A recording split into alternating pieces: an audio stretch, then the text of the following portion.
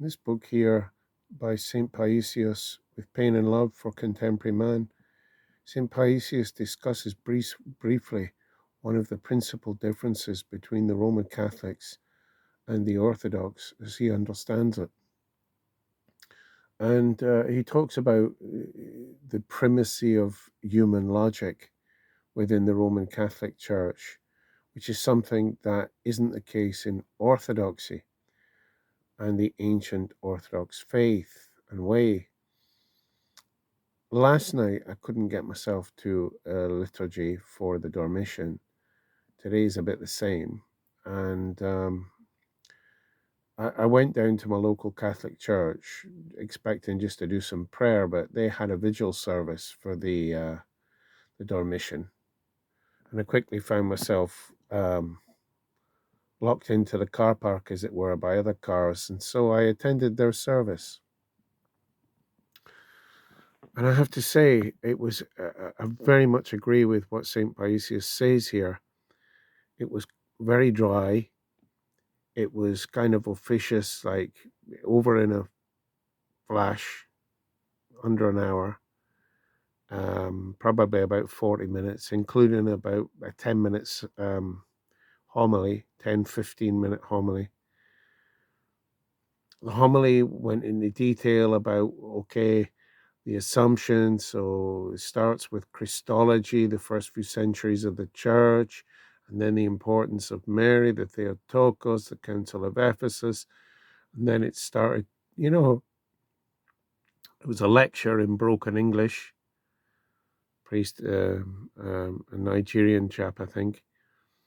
Um, and I just kind of thought to myself, this is rather cold intellectual homily coming from the top in the middle of this divine worship, which certainly didn't feel very divine.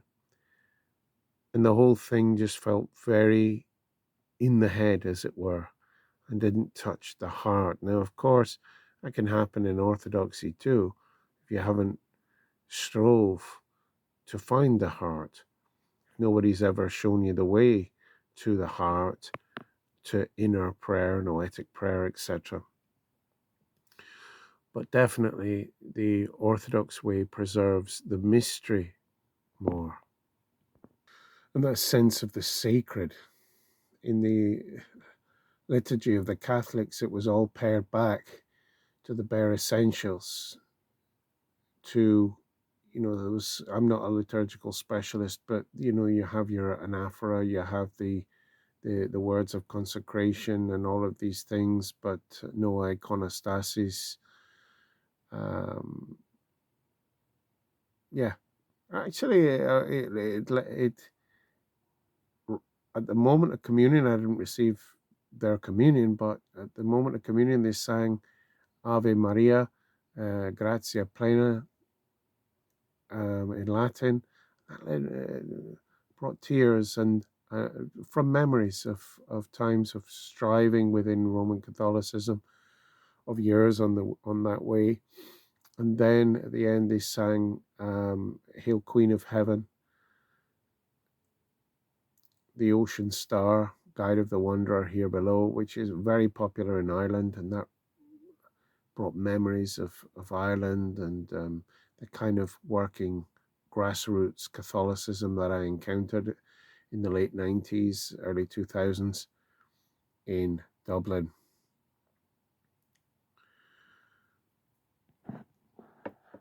Logic is very harmful, says St. Paisius, when we use it to scrutinize the divine, the mysteries and the miracles.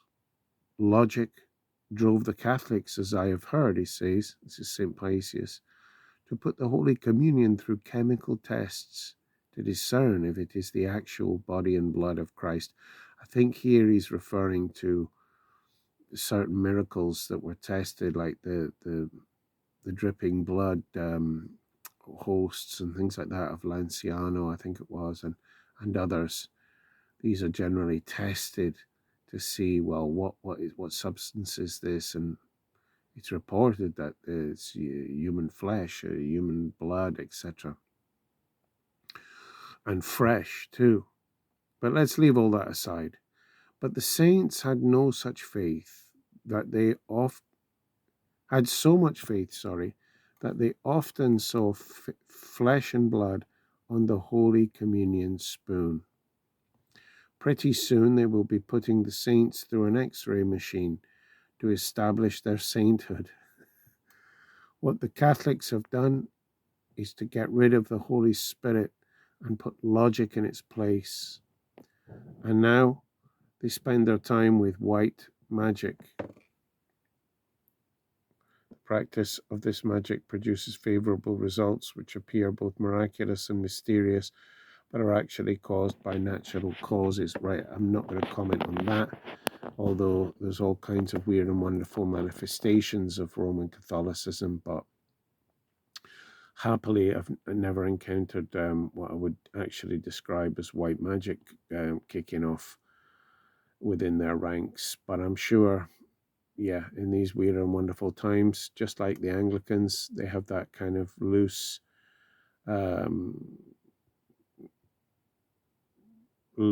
broad system in place. Logic then.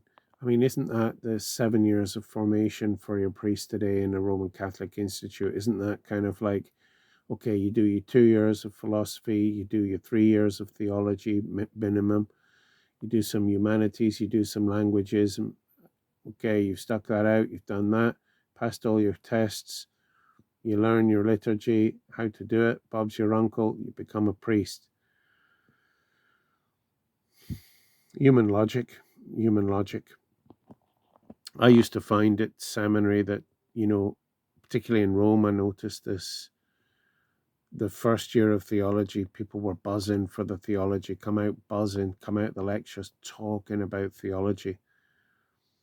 Second year, not so much. By the third year and by the licentiate years, the kind of postgraduate years that many seminarians and priests go on to do, you're coming out of the lectures talking about any other thing other than theology often. It became a game of words. It strikes me that words are lovely. Words are great. I mean, I've got millions of words in my room, in my cell, as it were. And sometimes, one can overindulge these words and stay up, all night reading, all night listening to lectures, etc., online, debates and whatnot. And it can cook the mind and cook the brain. And you think, wow, I really got somewhere here. But I think the intuition of the early church and the Orthodox way is, having a PhD in chastity isn't going to make you chaste. Having a PhD in theology isn't a surefire way to know God. It's in the heart that Jesus says is all the passions, is all the gunk, Satan's influence, say the church fathers. It's in the heart that the problems come, as well as in the heart that the true and real theology occurs, the encounter and experience of God that is lasting and, shall we say, transformative. And I have to say, as an ex-Roman Catholic, it's been the Orthodox way and our encounter with Orthodoxy that's led us to that. That's not something I was particularly taught in the Roman Catholic tradition. There may have been times, because of deep prayer, because of use of devotions like the Rosary and hours in front of the tabernacle, etc., that it would lead you into an interior state of deep encounter.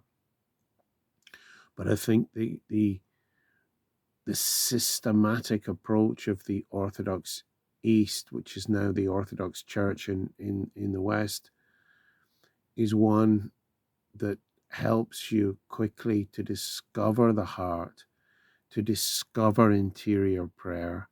And then but the difference is that everything within Orthodoxy, from the hymns to the calendar, to the liturgy, to confession, All of these things help you to further reach the deep heart, where the transformation occurs, where theosis occurs, which is salvation. Forgive me.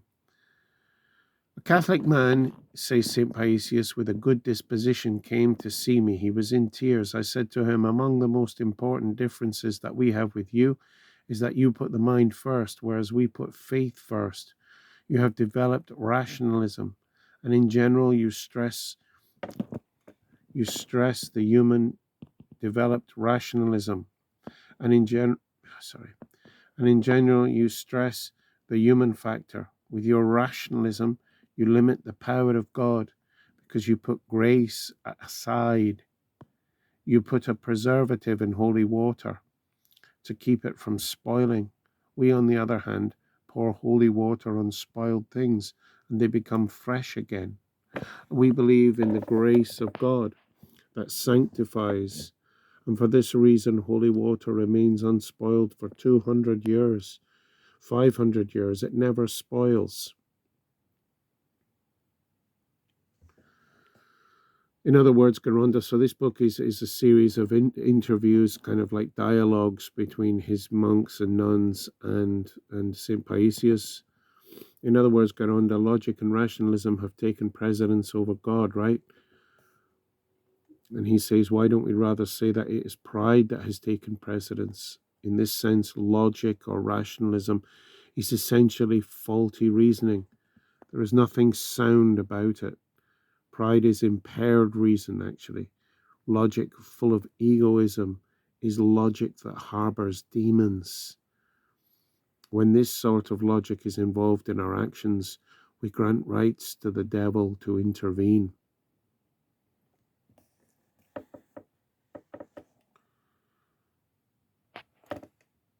And St. Paisius counsels his nuns here to stay away from this infection of human logic, whereby the human logic takes over the heart and we become all in our intellect, all at this, which is really a very superficial and secular way of approaching the divine. If we do so, I think that's why the divine worship becomes dry as a bone. Our hearts shrivel up to stone, and the gospel makes no sense at all.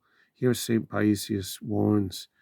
He's talking about theologians here that go on trying to test with human metrics and human systems, like they try and make theology a science.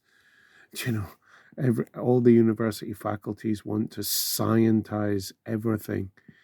The scientific method of learning music, the scientific method of philosophy or theology. I've just taught a 2-year course of A-level theology, and it was dry as a bone because of this overemphasis of human reason rather than being open to the divine mystery and the Holy Spirit. It was not a course of the Holy Spirit. It was a course merely crowning human logic, replacing God essentially by human thinking. So let's just look at this. He's talking about the 49 cubits high fire in Babylon that the young men were placed into by, was it Nebuchadnezzar? Did they actually have it measured, he says? Who was there to say, well, it's 7 cubits high, and then he's increased the fuel 7 times more, so that's 49. And he says jokingly, don't you feel like throwing such people into the fire? You can see that this kind of rationalism, this secular logic, is completely out of touch with reality. How many books have been read completely out of touch with the divine reality, the divine mystery of our triune God and of the Holy Church? A Holy Church planted by the mystery of the Incarnation. So people talk about the Gadarene who had it wasn't the Gadarene, it was the chap who had all the demons expulsed out of him, and they went into the swine, and the swine went over the cliff. I think it was the Gadarenes, yes. And, theologians question, well, Did the demons survive this? Did they not? Did they drown? And he says, look, just be careful you don't get possessed yourself. The essential thing is that the demons came out of the man, that he was exorcised. You know, there's a question here by one of the nuns. Some people try and harmonize secular logic with the divine realities, and he's St. Paisius is going to argue you can't combine them. It is not possible to put the gospel and secular logic together. The universities will try, but they end up with a dry as a bone, bare minimum faith. I used to say, you know, the Catholic education system in this country, it inoculates people from true and living faith. I've seen very, very few conversions by it. And most kids just come out hardened, like, yeah, I've come across the gospel. I was at a Catholic school. I've seen the liturgy. I was at a Catholic school, but they ain't got no interest in it. And they've dismissed it as something benign, harmless, powerless, irrelevant. And this is what happens when you mix secular logic in a bid to keep it alive, in a bid to keep it relevant to this world that we live in today of scientism and materialism. We try and present the gospel in this way, giving full rein to human logic and mere human logic. And we end up presenting a false gospel. And the Protestants do the same. Ironically, even though they go on and on about not presenting a false gospel, they have reduced their divine worship to lectures so often, to lectures and wordy prayers. So here we go. It is not possible to put the gospel and secular logic together. In the gospel, there is love. Love is the crowning factor, not selfishness, selfish reason. And if any man forces you to go 1 mile, go with him too. And St. Paisius says, what is logical about this saying? This is surely madness. And this is why those who try and reconcile the gospel with secular logic find themselves in utter confusion.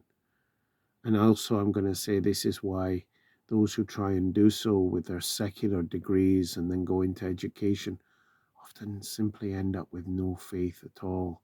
And I have seen this in the theological faculties of schools and high schools and colleges, and even theological faculties of the Roman Catholic institutes and liberal Protestantism, just falling into this again and again. They judge everything with logic and get confused, and the gospel is kept out of their lives.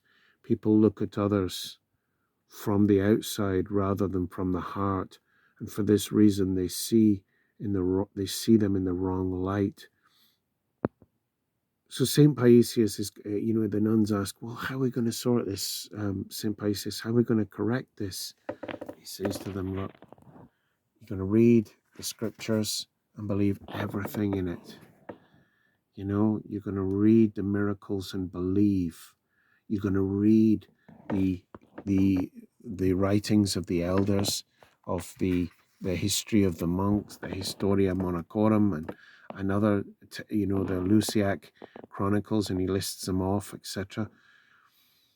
You're going to read the Philokalia and believe it. You're going to read the lives of the saints and believe the accounts there with your heart as accepted wisdom and truth of the ancient church. You're not going to approach it like these fools measuring the 49 cubits of the flames of Babylon. I think what we've lost in the West is not so much religion. There's still on the ground, not enough, but there's some religion still. But if even one goes to this religion, like I did the Catholic Mass last night, does it touch the heart? Is anyone operating from the heart there? Of course, I'm not going to judge people, but that's intuitively, I could kind of get a sense it was all coming from the head, all coming from this human logic. 7 years of training for the priesthood. I did it myself. And I can tell you, it made me quite proud, very intellectual, very bookish, which I still am, but I wouldn't say intellectual, but I'm very bookish still. Here we go. In your case, why, Garonda, one of the nuns asks, why do I criticize others so much? In your case, it is your legal education that should be blamed. Studies in a particular field or practice in certain professions will also cultivate in us a dry logic. Logic is the disease of intellectuals. It is in their bone marrow. Even though you have a heart, you still put logic first. Logic is the disease of intellectuals. Yeah. You can never, so then he talks about the difference between the European and the Greek mentality. By Greek, he means the Orthodox spirit. See here? He says you can never figure out the way to approach a European, no matter what. You will always be welcomed with a fake smile. But with a Greek, with an Orthodox Greek, and that means back in the day when he's writing this, it is different. You always know how he feels. Is he happy? He shows it. Is he upset? He shows it. You can tell right away how to deal with him. Oh, the fake smile of secular logic and the realms we dwell in. I think I've said enough here to get the idea of what he's saying. Dry logic. Logic is the disease of intellectuals and the atrophy of true theology, where God and the mysteries of God, the mysteries of Jesus Christ, his gospel, are approached with mere secular logic, one becomes an atheist, a hardened, arrogant atheist, a relativist, a secularist, a promoter of pluralism, a denier of the miraculous. And according to Saint Paisius, a harbinger of demons. Forgive me, I hope that's useful. Clearly, the Orthodox way is a way of deep mystery, profound mystery that one must approach not only with the head, but with the heart.